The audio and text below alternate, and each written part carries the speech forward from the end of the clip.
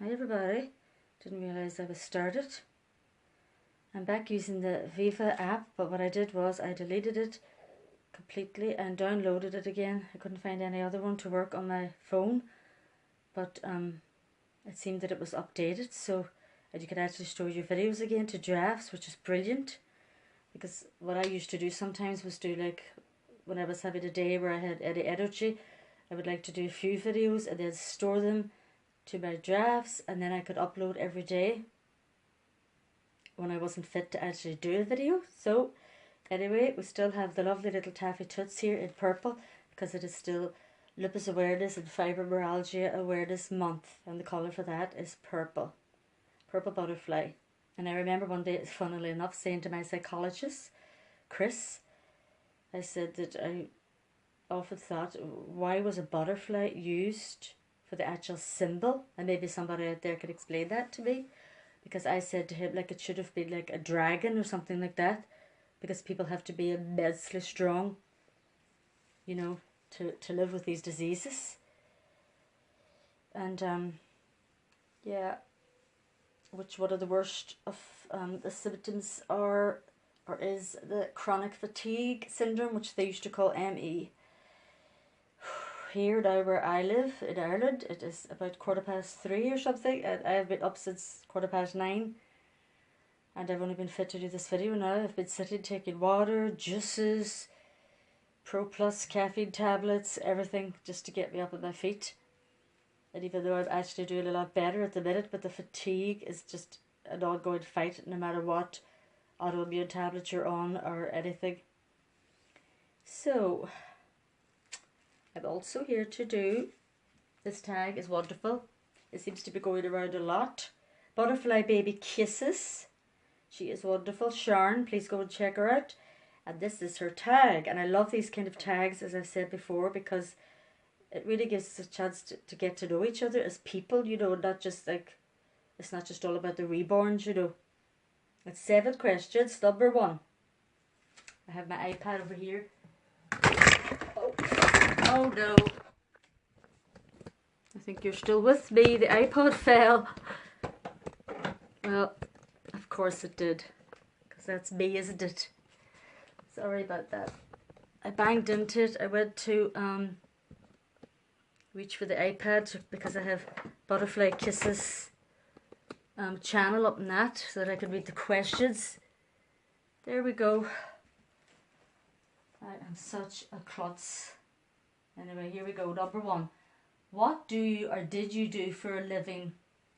Well, I left school with no exams. I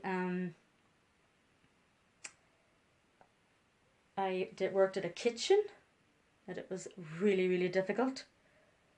I only did that for a few weeks.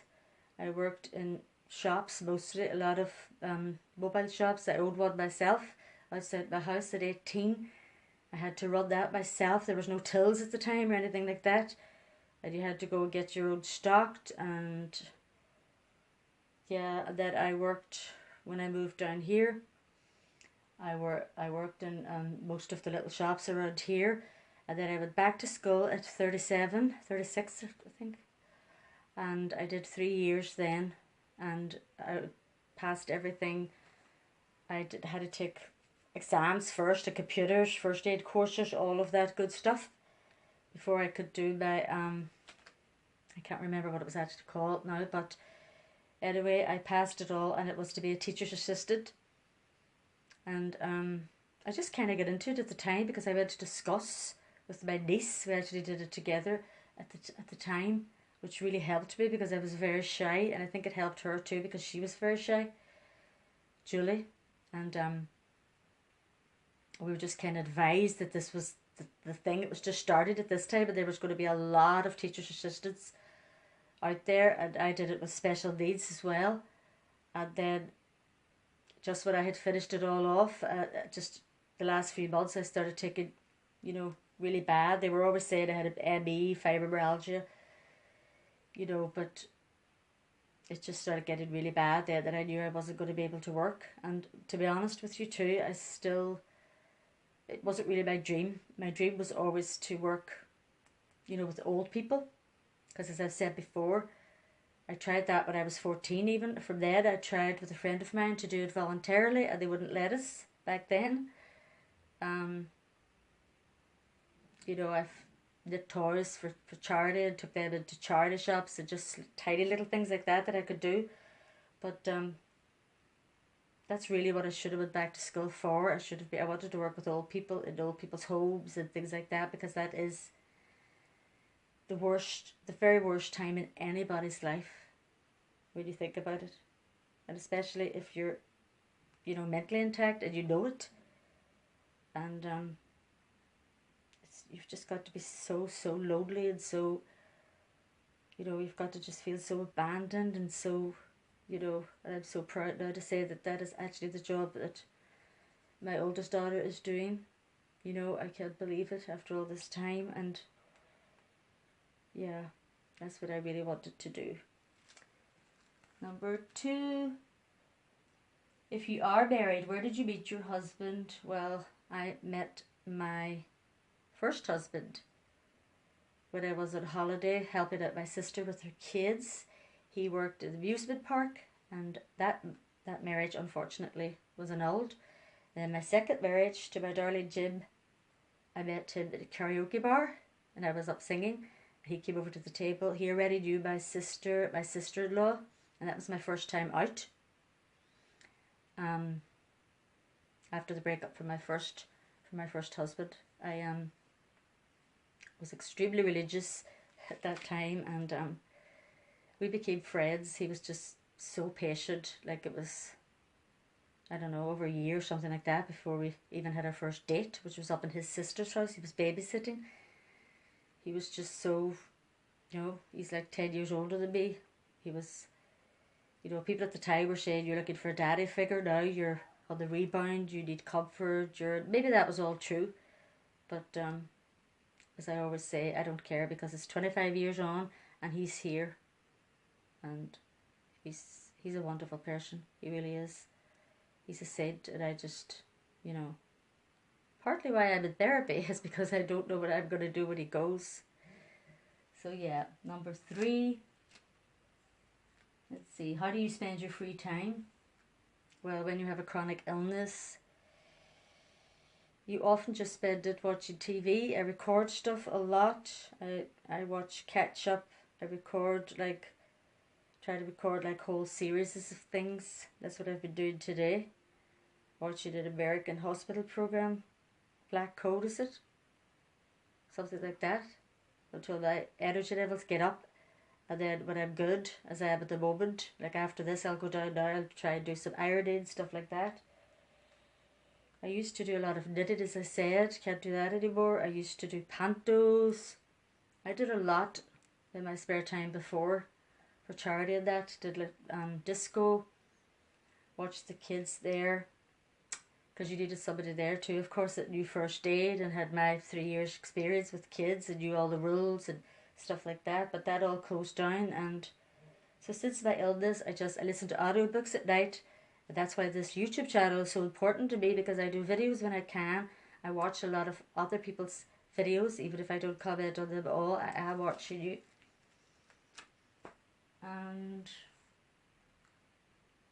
and of course, the best of all that I enjoy is my grandchildren.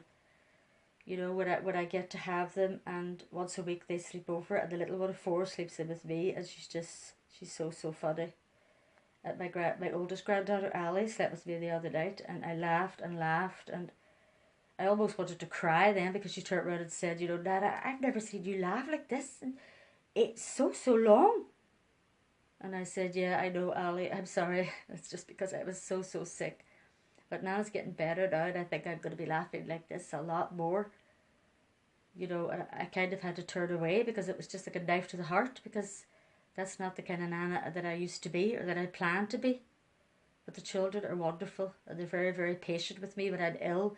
They'll just bring all their toys to me on the couch, and we'll do stuff on the couch, and I don't cry around them. I try my best to keep that, you know, happy persona going, you know, fake it till you make it.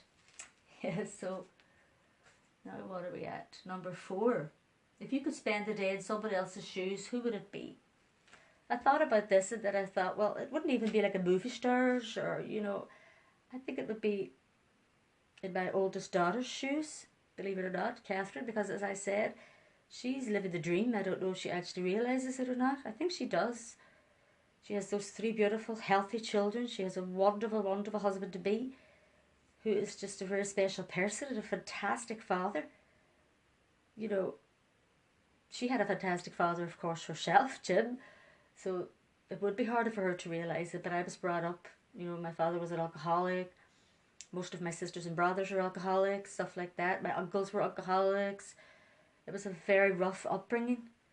So yeah, she's living the dream, and she's now, as I said, she has the dream job as far as I'm concerned. You can wake up every morning, you know that you're getting ready, you're going out, and you're doing something so special and wonderful for these people that are in the last stages of their lives, and some of them are younger as well. Where she works, they kind of have special needs and maybe like autism and stuff like that. So yeah, I'm really really proud of her.